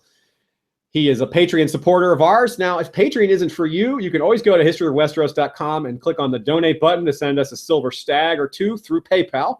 You can even request a shout out like that one. Just let us know. On to part 4. The Black Dragon Arises.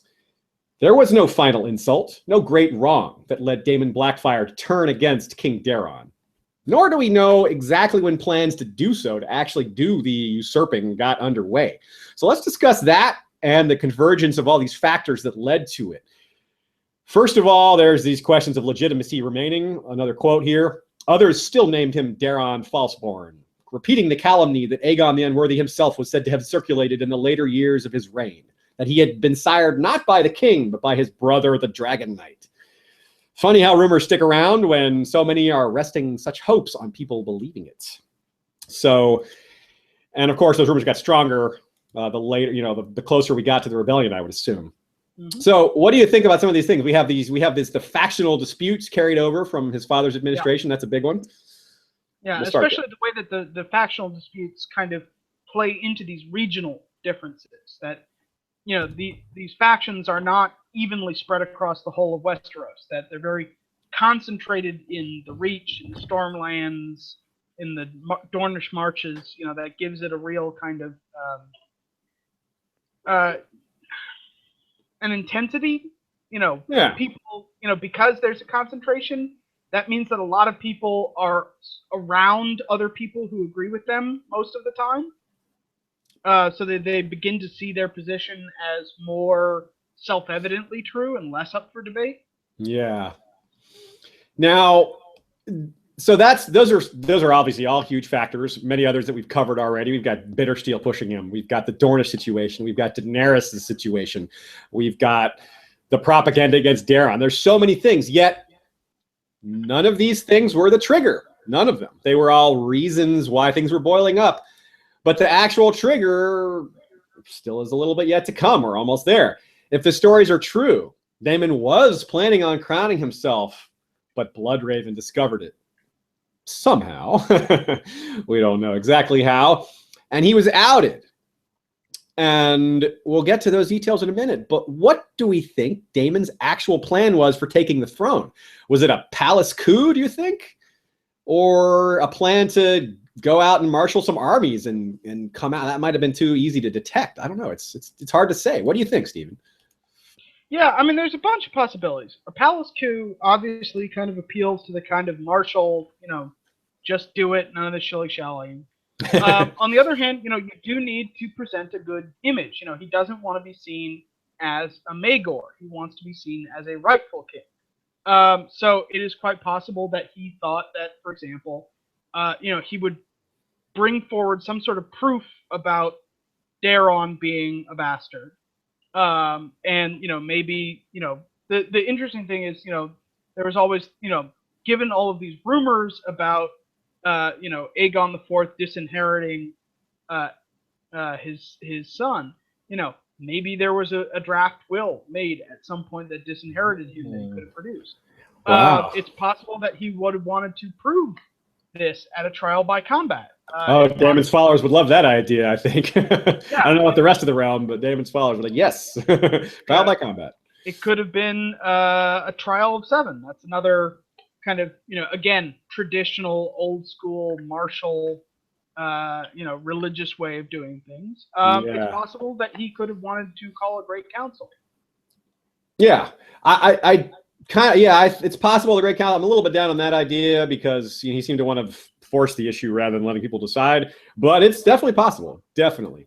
especially if he thought his support was popular enough, and that would be a peaceful way to take the throne instead of fighting for it. Yeah, definitely possible, but probably lower on the list of possibilities.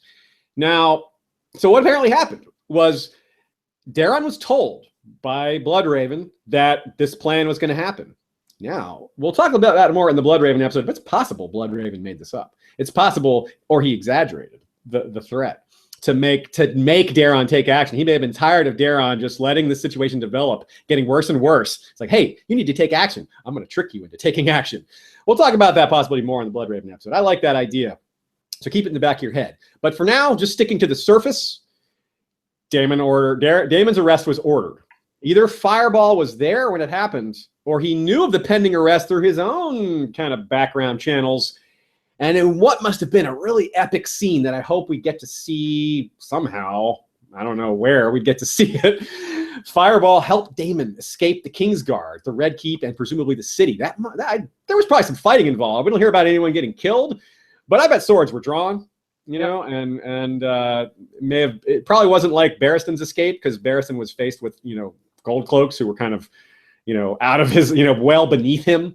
Yeah, this is taking no chances. Yeah, but you wonder what we talked about before. Maybe the Kingsguard hesitated a little. Maybe they were like, do we have to?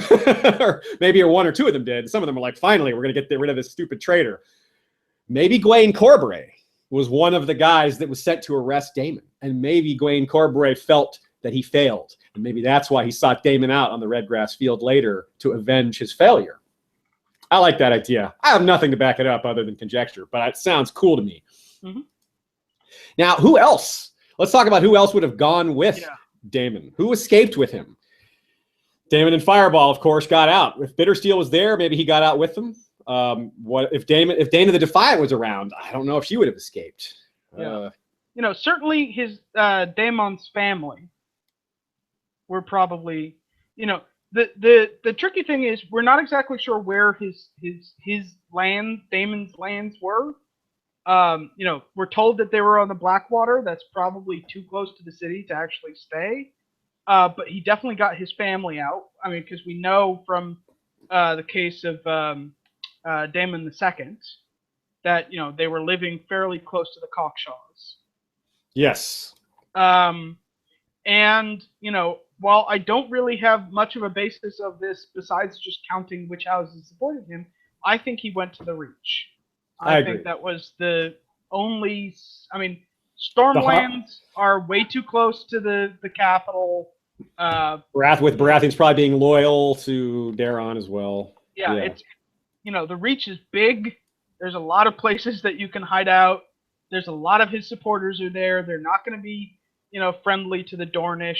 Yeah, it's the heart of chivalry too. Exactly. I would imagine that his supporters very largely came from the Reach, like a very high percentage. He probably had more support there than any other region.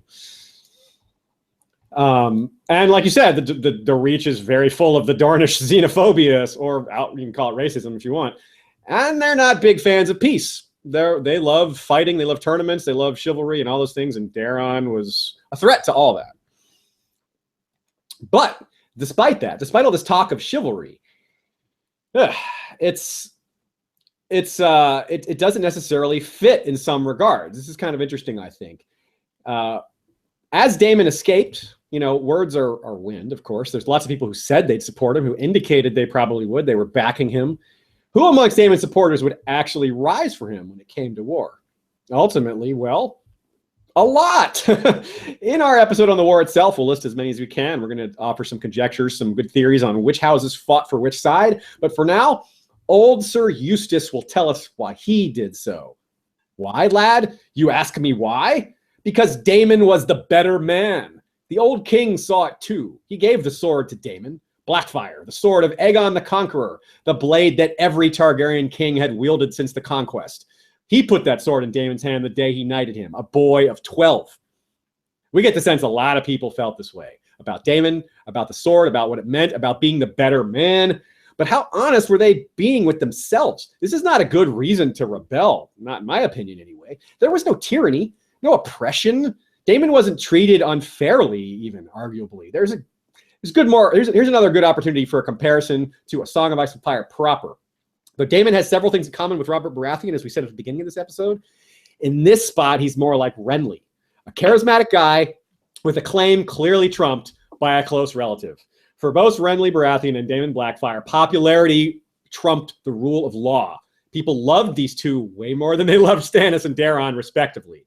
So Tywin, you're wrong. Love is stronger than fear, man. As an aside, Stannis actually understood this. He knew love was better than respect or fear, but he knew no one loved him, and you can't be what you're not. You can't make people love you. So look at their examples. It's really interesting. It's another example of George really making sure all these details fit. So let's look at that. Stannis had Robert to see the power of charisma firsthand. All his life, he lived in that shadow. Meanwhile, Tywin's father tried to be loved, but turned out to be an ultra disgrace, especially from Tywin's point of view. Now, who else thinks like Tywin in this regard? Tywin's descendants, Joffrey, Cersei, etc. They both have said things almost exactly like this now. Of course, they got that from Tywin. Interesting thing, though, despite this love everyone had for Daemon, it's generally a positive thing to love somebody. Love is generally a positive emotion, but sometimes it can lead you to do things that are wrong or unfortunate. So a discussion here on the thoughts of Blackfyre supporters and their unattractive themes that I see here. Ambition is not a good reason to challenge the throne. Racism of the Dornish, not a good reason to challenge the throne, not a good reason to usurp the throne. Disliking peace, horrible reason to overthrow the king, in my opinion. Right. So they didn't have justice or law on their side. Isn't that, do you agree with that, Stephen? Well, I mean, I think the way I look at it is more it's a sense of grievances boiling over.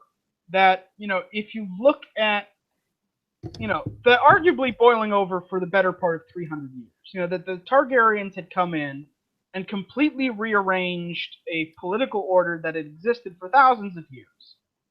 And that leads to a lot of discontent. Now, I mean, in terms of, justice, injustice, well, think about Sir Eustace Osgrey, right? To him, losing Coldmoat was an injustice, yes. Right? Losing the title of, Warden of the North March was an injustice. That's the kind of thing that we're talking about because we're dealing with a feudal political structure. Ultimately, questions of justice come down to these very personal, material concerns. They're who's got what castle, what belongs to whom. Because everything belongs to someone. You can't give someone anything without taking it away from someone first, and that creates sets of winners and losers. So, all of those, scummy, ambitious types who had profited from Aegon IV, well, their kids are not going to say, well, my dad was scummy, ergo I don't deserve to have my inheritance.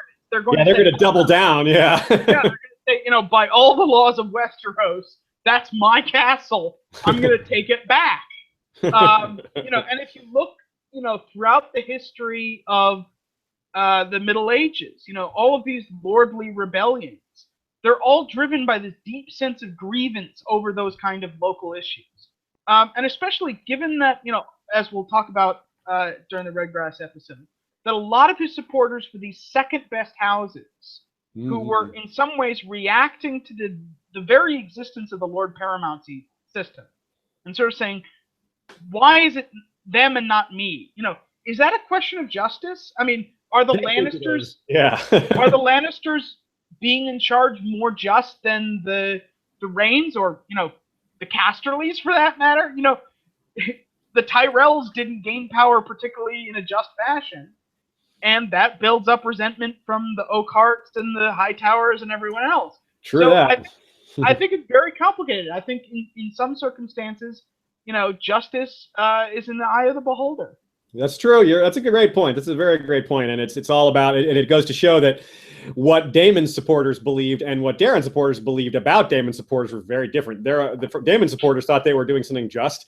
Daeron supporters are like, look at these assholes just going after and purely motivated by ambition and this hero worship. And they probably just were disgusted by the whole thing. And we can see that point of view, or at least a competing point of view from what Sir Eustace said from Egg's response in that conversation where he quotes his own father, Maekar. My father says that was because Daemon was a swordsman and Daeron never was, said Egg. Why give a horse to a man who cannot ride? The sword was not the kingdom, he says. We get the sense that this is also how a lot of people felt. Just how a lot of people agreed with Sir Eustace, a lot of people are going to agree with Maekar/Egg here.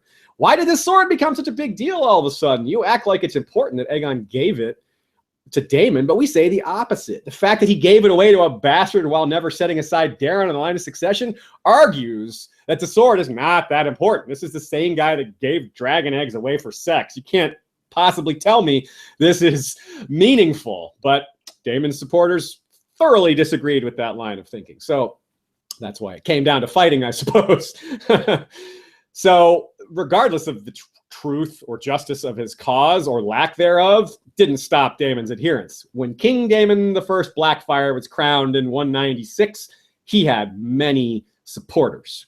Quote, in this manner did the first Blackfyre rebellion begin in the year 196 AC. Reversing the colors of the traditional Targaryen arms to show a black dragon on a red field, the rebels declared for Princess Dana's bastard son, Daemon Blackfyre, first of his name, proclaiming him the eldest true son of King Aegon IV and his half-brother Daeron, the bastard. So calling Daeron a bastard was necessary so as not to be seen as pure usurpation. But of course, we know that Daeron supporters knew that for what it was, propaganda, and Daemon's supporters believed it.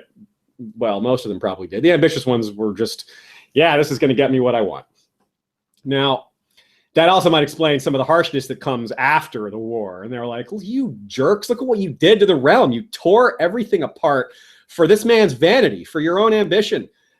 Certainly Bloodraven felt that way. Some of the others wanted, you know, the penalties imposed on these folks to be a little mild, but that's something to discuss later. Now, that conversation between Egg and Sir Eustace comes from The Sworn Sword. I particularly enjoy the audiobook version of this one, as the reader Graham Malcolm, not Roy Dotrice, does a great job with Sir Eustace's voice. When he speaks of Daemon, you can feel the change in his voice as he laments what could have been for himself, his sons, and his beloved King Daemon. Go to historyofwesteros.com, click on the link to the right to get a free 30-day audible.com audiobook trial. It comes with one free download that you get to keep, even if you don't keep your subscription. The Sworn Sword makes an excellent choice. It's small, it's short, it's not a big investment of time. It's a great way to see if you like the audiobook experience.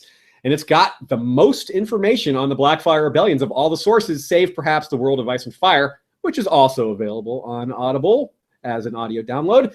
It's also a great choice for that one free download. So again, historyofwesteros.com, Audible trial link on the right to get started. Okay, we're going to close out this episode. We had a few other things planned for it, but we plan to be flexible. So this last part, which is the legacy of Daemon Blackfyre, we're going to save that for after the Redgrass Field action. It'll be in the Redgrass Field episode, to be clear, but after the action is done. A good spot for it. So I want to thank Steven for being our guest today. Really excellent discussion. Steven, thanks again. Tell everybody where to find you again. You can find me at racefortheironthrone.wordpress.com. Awesome. And of course, they'll find you again here for the Redgrass Field episode, which we're really looking forward to. So need to go through our supporters here. Patreon credits. Our First Lord and Hand of the King is Cash Craig, Lord of Mines. We have Lord Jim, the Fortuitous of Wars and Politics of Ice and Fire blog, and Warden of the West, who you'll be seeing next episode. Lord George Stormsville the Cunning, Lord of the Chiliad and Warden of the East. Lord John Reed of Castle Woodbridge, the Lord Borealis, the Light of the North, and Warden of the North. Frontier Lord James Knox, of the Poker Fort, Hammer of the Dornish Session, and Warden of the South. Our small council is Lord James the Scholar, Senior Counselor and Master of Whispers Extraordinaire. Well, I'm trying to come up with another nickname for you. I like to expand these nicknames sometimes because it's just so much fun. Grand Maester Itai wears the jeweled crown of many metals. Lord Robert Jacobs is our Master of Coin. Rosie the Clever, Master of Laws. Lord James Tuttle is our Master of Ships. Lady Direliz of Castle Naki is our Alpha Patron. Lord Dan of the Red Mountains and Castle Great Bell is Breaker of the Second Stone. High Chieftain Drew of the Frost Fangs is Lord of the Claymore. Lord Skip of the Veldt, Lord of Castle Ganges. Kabeth the Unfrozen, Lord of the Bricks and Castle Crimson Light. Mary Meg, Lady of the Bloody Stepstones. Lord Acerus of Dragonmont, Serpent in the Narrow Sea. Lord Damian Sand, the Resilient, wielder of the Valyrian Steel Spear Swan Song. And Gregor the Toasty, Lord of the Breadfort, who played this game hanging on our wall. This is a 9-player Game of Thrones board game modified by some online. This game is not available anywhere. You can only download it. It's a modification to the standard 6-player game. And Gregor the Toasty came to play the game with us at DragonCon a few weeks ago. Great time. The winner was House Lannister, which was not me or Ashea or Greg. So we were defeated. I was House Aaron. I was close, but couldn't pull it off. Lord Commander Shepard is our History of Westeros Lord's Commander of the Kingsguard. Lord Commander George the Golden commands the History of Westeros Night's Watch. Our King's Justice is Sir Troy the Steady, wielder of the Valyrian steel blade Fate. Now, remember, folks, Patreon has a messaging system. Some of you guys signed up to pledge to us, and we responded to you, trying to get some of your information, thanking you, and we didn't get responses back. And a couple people have told us months later that they didn't realize Patreon had a messaging system. And they say, oh, I didn't see this email from you. So I assume that there's a few more of you out there that didn't know that you sent that we responded to you, and hopefully you didn't feel like we just left you hanging. We didn't. So thanks also to Queen of the Timeline, Rhaenys Targaryen. She corrected me on several dates by about a year. I was about a year off on a couple of people's ages. Really excellent to have those things tightened up. She also posed some other interesting questions that aided to our discussions in this episode. And of course, thanks to Ashea for working behind the scenes. She couldn't be in this episode, which was disappointing to myself and some others. But, you know, life is life and things happen. So she'll be back very soon. Now, also, thanks again to Steven and to everyone for listening. So we'll see you all next time, folks. I want to close out with something kind of unusual and interesting. Some of you have heard me advertise DraftKings through the site before. And sports, some of us Song of Ice and Fire fans does not give a crap about sports, and I get that. This is something different. Now, DraftKings is doing League of Legends drafting. Whoa, they're getting into e-gaming. This is just the start. They're going to do other games. They're going to be when they do Hearthstone. Yeah, I imagine Hearthstone is coming. So that's pretty cool. And it's also a lot more relevant to the Song of Ice and Fire fandom, where sports is not such a great connector. But if you're interested in DraftKings from a sports perspective, because I can't explain how the League of Legends drafting works. It was literally announced today that it's going live, so I couldn't tell you a thing about it. I will report back for a future ad as to what the deal is. I think it's going to be pretty cool. It's a fun idea, something outside of sports for sure. I'm okay. I like baseball. I like football, but I prefer games. I prefer fantasy games particularly. So this is very exciting to me. But if you do like sports, DraftKings literally has first places in their NFL prizes of $1 to $2 million. I know someone personally that won $2 million on DraftKings, or $1 million on DraftKings last year. Holy crap. That was kind of life-changing money for him. Yeah. Anyway, you can sign up for DraftKings through History of Westeros, bottom right corner, DraftKings link. If you sign up and deposit, you will get a free $20 ticket to enter a tournament of any kind, including those NFL tournaments, which have these $1.5 to $2 million first prizes. Fun stuff. Even if you're not a big football fan, it's the idea of being able to win $2 million off of a $20 entry fee is kind of crazy. So check that out if you're interested. And we will see you all next time. Thanks for tuning in to History of Westeros. Thanks again, Steven. Thank you. Valar Morghulis.